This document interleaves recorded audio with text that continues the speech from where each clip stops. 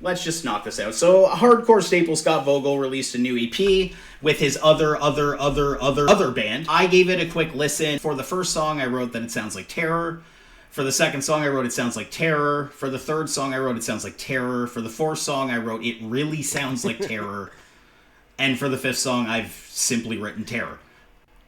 So, this sounds like Terror. If you're a fan of Terror, check out Terror 2, Bad Blood. The bad kind decides. Did you listen to the newest Terror record, Pain into Power? I did, actually. It was a great record. It's so good. Dun, dun, dun, dun, dun, dun. It's so fucking heavy. Yeah, that was cool. Then the song with Corpse Grinder on it. Yeah, that's right.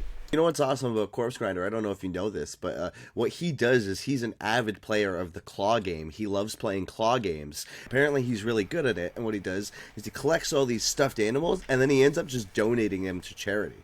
To like kids who just... That's sick. That's sick. And the guy's name is Corpse Grinder. You know what I mean? Yeah. Well, it's not his birth name, is it? His first name's Corpse, last name Grinder. It's on his driver's license.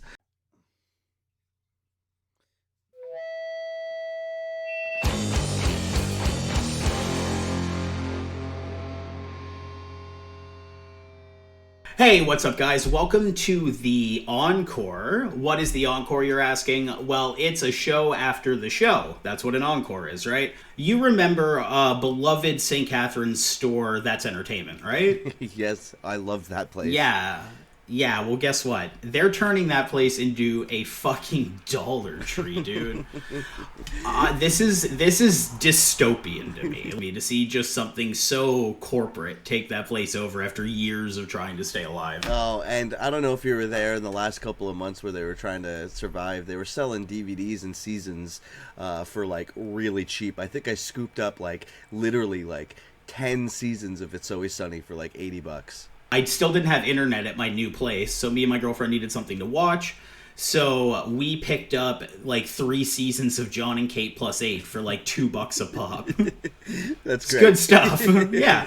But I just want to give, a moment of silence. We're going to edit that moment so it looks longer. For That's Entertainment, and just a rip to the GOAT. Seeing That's Entertainment go is basically like it's almost like saying goodbye to like physical media as a concept. It's like it's done, it's over. Forget about it. The first album that I wanted to talk about, this is a popular album. I'm sure anybody listening has at least spun this once. The new Gel record came out. It's called Only Constant. That's coming out on Convulse Records.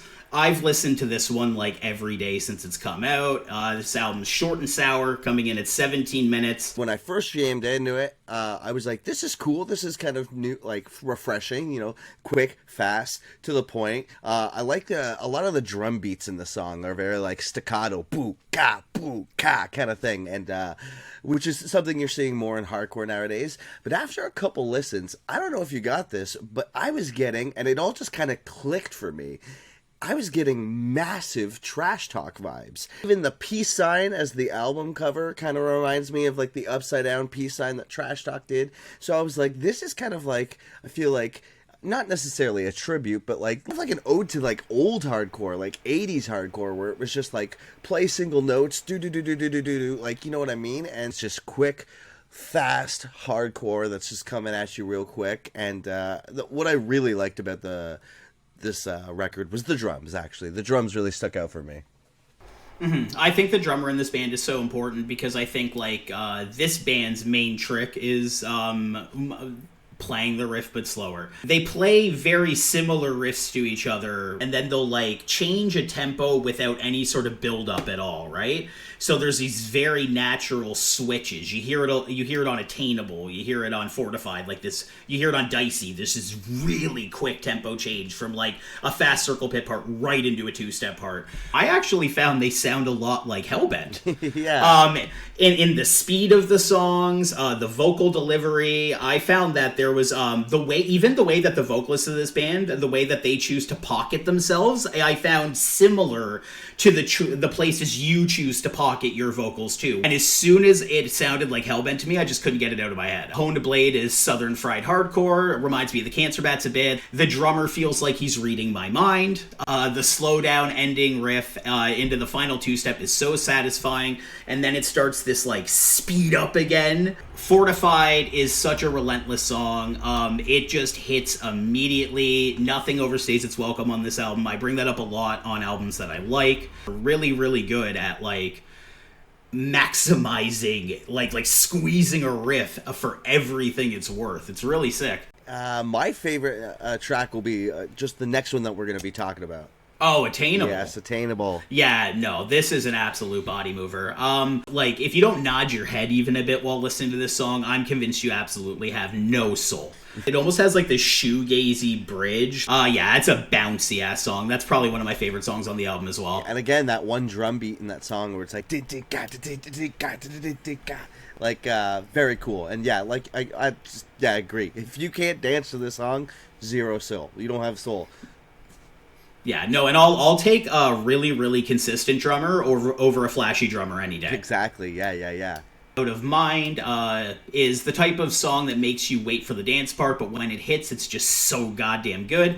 Fast parts on this song remind me of Weekend Nachos and almost Nails a bit as well. Like, maybe not as absolutely crushing as Nails, but it just has that speed. This band has just gotten grimier and sort of sludgier as they've went. Dicey is another absolute standout song. The bass on this song is so slinky. It's so just slinky. I love slinky bass.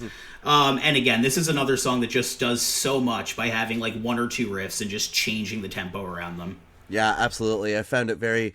Yeah, that bass is super sick. Slinky. I like how you use that word. They had one interlude on this album called Calling Card.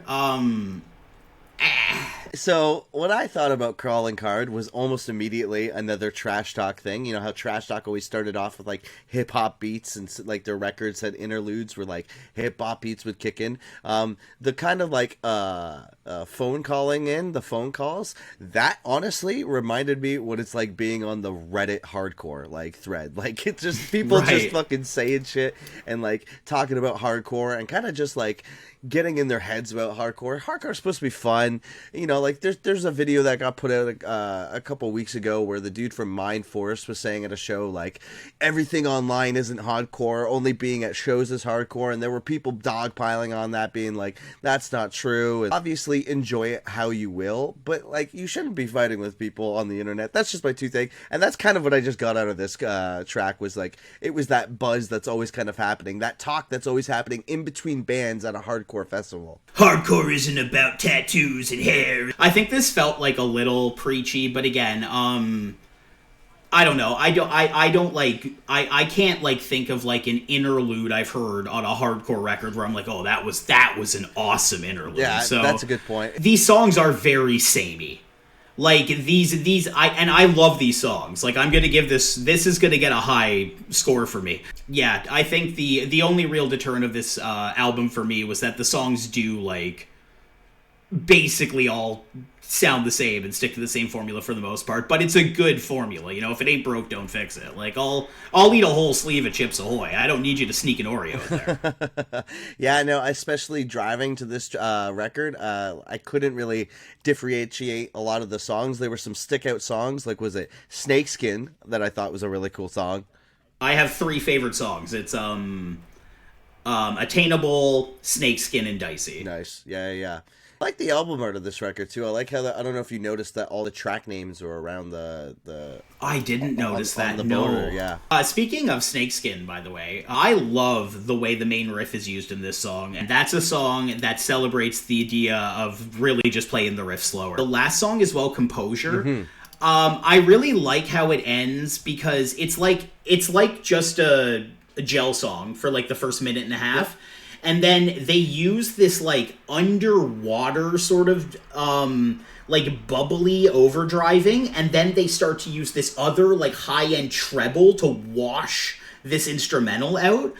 It's a really simple, just like thing you would do in production, but I thought it was a really cool way to end the album. It really fit, like this band is so sludgy and so overdriven, and then by the end of the album, the overdrive is just taking over the sound entirely. It's really cool. Yeah, those distorted drums at the very end there were like just like, and it kind of gave me like Turnstile vibes. I don't know if you were getting that, like that glow on kind of sound, but yeah, I also thought this was a really tasteful way to end this record. I would probably give it 7.5 gels out of 10. Yeah, I'm giving this one 8 greasers out of 10 socias. Is that what that's called? Yeah.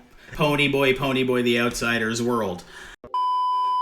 Right on. Let's roll on to our next album review. You were talking about Nothing Nowhere. Now, truth be told, I have never listened to this artist until today. Again, I don't have articulate song-by-song notes, but I can tell you what I was feeling through each track. So let's start off with the first track on the record, Anxiety. I thought this was just a solo rapper. Obviously, his kind of chops show up later in the record. We'll get into it then.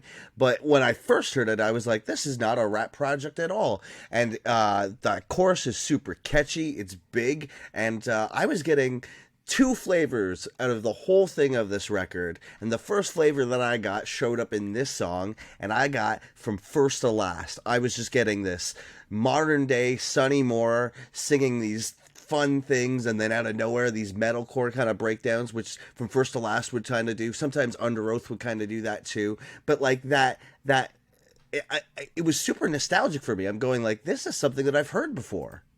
Yeah, I've been aware of this guy for a long time. He had a really, really big single come out called Hammer. I would recommend checking out that song. It's one of my personal favorites by him. Really singy. It gets called like emo rap, but he definitely sings more than he raps. It's basically like a lot of his music is basically just like emo songs, like over trap beats. This album is him reaching out to like his heroes growing up and making like a proper like post-hardcore album.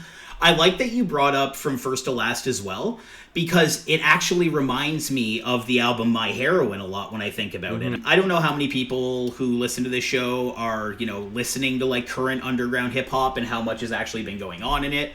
And Machine Gun Kelly came out and started this absolutely unbearable wave of like computer crunched, hollow sounding pop punk. All these people are like releasing like pop punk albums now, right? Like every like low-key sort of like white boy on the beat, like that sort of guy, they're dropping pop punk records now, and it's because of Machine Gun Kelly.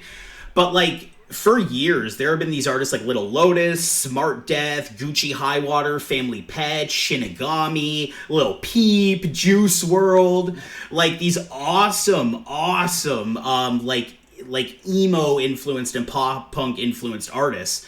This release is actually on Fueled by Ramen. Oh yeah, that's right. So let's go with Tragedy. That was the next track that came up, and I was very much enjoying it. I was going, this is just more From First to Last. I like at this point in the record, this one is for me is hitting all the nostalgia points. It's getting a 10 out of 10 at this point in the record. It may not stay there. If the rest of these tracks are like this, this is going to be my favorite new record. And Tragedy had this big fucking chorus, and I loved it. And Will Ramos from Lorna Shore, there's that big breakdown that happens, and that's got to be him. One of my big complaints about this album is that when you're really listening for it, when you hear the breakdown, it becomes very obvious it's Will, but it doesn't, like, the song doesn't, like, it's featuring Will Ramos, but it's not like taking advantage of who Will Ramos is as a vocalist. I guess when you're more familiar with Nothing Nowhere as an artist, it's easier to pick out that it's Will. I do think that a lot of the features here are kind of there more for namesake than anything else, but there's also some really standout ones. Much like the next one in the song Psychopsychiatry. This song was the standout track for me. This one was great. So then when we hit this song, the way that it started, I was getting System of a Down vibes. Oh, yeah. And I'm going, oh, okay, so we're kind of doing new metal shit. So then when it starts getting on its feet and starts going, I think there's a rap thing that happens before the chorus, and I'm going, oh, okay, this is Limp Bizkit. This is just like a Limp Bizkit flavor. And then when we hit the chorus, chorus, I was like, oh, this isn't Limp Bizkit. This is Linkin Park. The song was great. Psychiatry. I didn't even notice until now that See You Space Cowboy was even on this track. This was so cool. I was going, okay, so if we're hitting Linkin Park vibes and we're hitting from first to last vibes, again, I think this record's gonna keep on top. At this point in the record, I have got high hopes and I'm going, oh, okay, we're gonna hear some weird shit. We're not gonna hear the same song fucking 10 different times. I think I audibly said, what the fuck? This is awesome. That intro, the dun dun dun dun dun dun dun dun dun dun dun dun dun dun dun, and then even the riff after that sounds like a Static X riff to me, like the super bouncy riff, like with the super high, like dissonant notes. Super cool. And yeah, this song is like fully Linkin Park core, like the sort of like the rapping part that's like my struggles and my depression, and then like the chorus on this one is particularly Chester Bennington feeling to me. Like it's very, very big. This song is really is setting the tone for the rest of this album. There's a lot of Linkin Park core coming up, and that's what I really wasn't expecting. And then we have, what's the next song? Chroma Killer. Chroma Killer, yeah, which is like a Deftones song. It seems like to me. That's also so. Yeah, this song came on, and I'm going, okay, so we're doing the Deftones thing, where there's these spacey kind of airy riffs and kind of like slower. At this point, I'm going, okay, this is a different track that we haven't heard before the three. I could get into this. Wasn't my favorite. It was kind of too slow for me, but I was appreciating that this record was sounding different. He has a really interesting vocal inflection he uses. It's very like it's really dramatic, but I do like it. It's almost like a Sayison thing he's doing, you know what I mean? This is the type of song that the goth mommy of your dreams puts on when you come over. Yeah, that's the new wave now, eh? The next track that we have on here is Suicide Pact. This one was a little more forgettable for me. I like the guitar work. I like how digital it sounds. It reminds me of Bring the Horizon a little bit, especially with the jittery electronics. Big Linkin Park core vibes again on this one. Mm-hmm. And when we were getting more of the Linkin Park core vibes, and I think that intro riff was again kind of reminding me of From First to Last. It's getting kind of too much of the same thing. I'm liking the fact that they have these two elements, but it seems to be like there are these crutches that are holding this album together. And like old emo and like necessarily old new metal, there's got to be some corniness. There's got to be a corny track. What I was looking for this entire record that I didn't get was I was expecting an acoustic song. I wanted to hear this guy fucking cry on an acoustic song. I wanted to hear some corny ass shit, because From First to Last, Under Oath, Senses Fail, those kind of bands have that kind of element to it. It's part of it, what the genre is. At its core, emo is kind of this corny genre that you could fluff it up and, put as much makeup on it as you want, but in the core of it, it's got this kind of like beta kind of energy, and and it felt at this point like, okay, this guy wants to be like a cool kid, emo kid. This guy had friends in high school. But then we get into my absolute favorite song on the album, Thirst for Violence. Do you listen to Freddie Dredd? No, I've never heard of him. Listen to Freddie Dredd, everybody. Listen to Freddie Dredd. He makes awesome Memphis-flavored lo-fi murder rap, and I learned, last year, that he's from fucking Oshawa, guys. His music fucking bangs. Damn. Yeah, Freddie rules. He's from Oshawa. That's awesome. Freddie, if you ever see this, what up? This song rules. I love hearing Shane screaming motherfucker and shit in the background of this track. Oh my god, I want to know what you thought of this track. So when this track came on, actually, I thought that this record lost some points. I didn't like it nearly as much. What it really made me think of is that Rock Superstar song by Cypress Hill, where it was like, do you want to be a rock? And that's what I was getting. And I suppose I was asking earlier, I said earlier, I wanted some corniness, and this wasn't necessarily what I was looking for. Like I said, I thought we were going this emo route, and halfway through this record, I realized we were doing the Linkin Park core, and then we started doing, like I said, this this like Cypress Hill, and it was cool. I will say that it was original in its own sound, especially when Freddie Dredd does the very end and there's that breakdown and he's like chopping it over that. Sounds so that good. was the highlight of the song for me. But other than that, I was kind of going like, I could do without the song.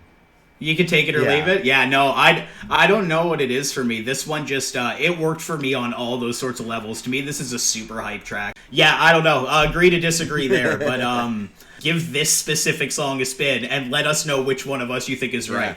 Am I just listening to a cringy ass new metal track, or is Phill wrong and does this track slap?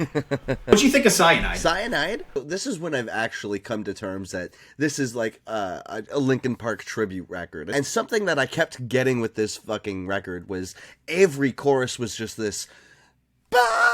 Like I said, at this point I wanted to hear an acoustic track. I wanted to hear maybe just like a track with maybe just a beat and him singing or something. Just something that we hadn't already heard. The Pete Wentz is a strange feature, but was he doing the rapping or was he doing the screaming in the song? No, he shows up and he does fucking poetry for like 5 seconds or something again. And then at the end he goes, Cyanide! Like, it's so bad. It's like, literally, it's Nothing Nowhere doing everything else on the song. Oh, really? And then Pete Wentz shows up and he does like 4 seconds of poetry and then yells, Cyanide! Yeah, it's weird to throw Pete Wentz. It's weird to reach out to Fall Out Boy and be like, we want Pete Wentz instead of the beautiful voice of Patrick Stump. This is definitely the worst feature on this album. Totally throwaway. Pete Wentz showed up to do his poetry at me again. I'm not trying to make this a staple on the show, folks. He's just showing up in everything I fucking listen to, and he's doing his goddamn poetry. And early on in this record, I was ready to give it a 10 out of 10. I was like, this is going to be the record that I'm going to jam a bunch. But when we came to Eraser, I've literally like kind of checked out, and this one was a snoozer for me. I didn't really think that there was necessarily anything stand out about it.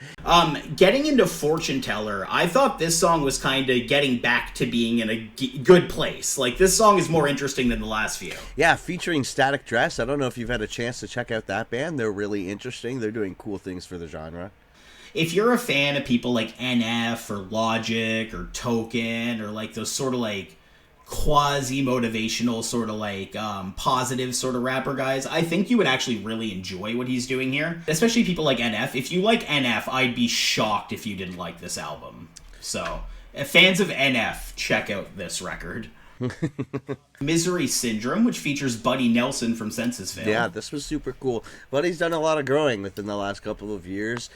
I mean, Census Fail has been another legacy emo band. They're one of the very few.